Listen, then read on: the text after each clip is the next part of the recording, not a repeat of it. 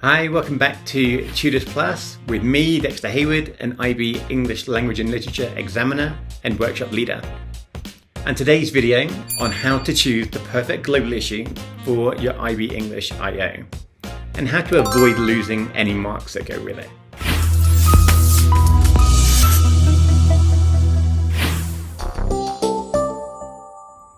Something I see all the time as an IB English examiner and as a tutor in classes, in sessions, is a student can bring a really strong analysis, solid examples, good structures, and then they have a global issue that just doesn't quite fit their requirements.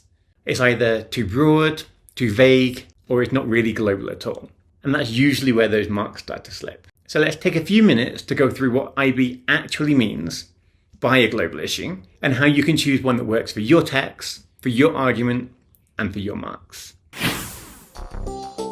Now, when they're discussing these global issues, they're not asking for big dramatic themes. They're asking for something specific that reflects the world, not in headlines, but in how people live. So a strong global issue then usually ticks 3 boxes. It has a real world significance, i.e. it affects societies or cultures beyond a singular context. It's transnational. The idea travels across borders. It's not localized to one area. And it's human.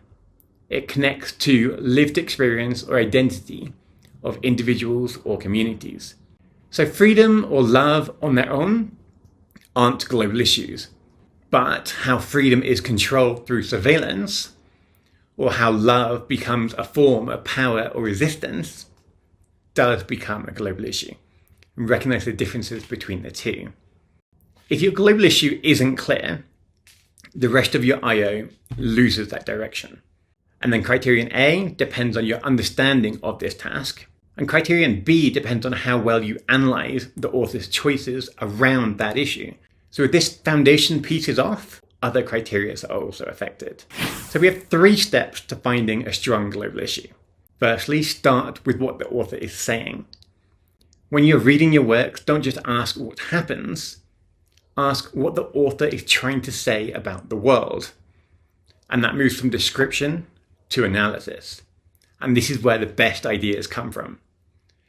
For example, in The Handmaid's Tale, Atwood isn't only showing oppression, she's warning us about control through ideology. Or in Things Fall Apart, Achebe isn't simply showing change, he's exploring who gets to define civilization. And that focus of what the author's saying gives you your issue. Secondly, link your issue through authorial choices.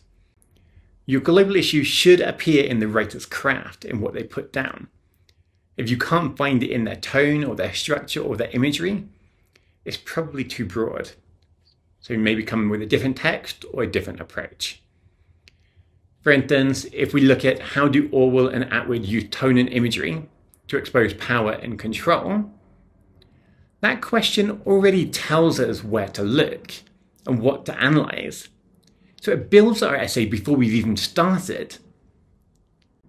And then our third point then is use it to connect both works. And this is crucial. And it's where strong IOs really stand out. Your global issue is not just a label. It's not just a requirement of IB.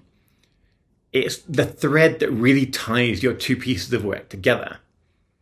If your question only fits one text, the oral becomes unbalanced. And then you'll spend half your time forcing links with the other text instead of developing those ideas that should be coming naturally. Think of while Adichie explores gender inequality through personal voice, Atwood uses satire to expose its systemic roots.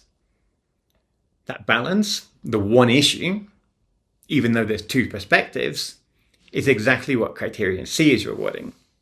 And remember, if you're finding this helpful, feel free to click like and subscribe below so you don't miss the next IB English guide.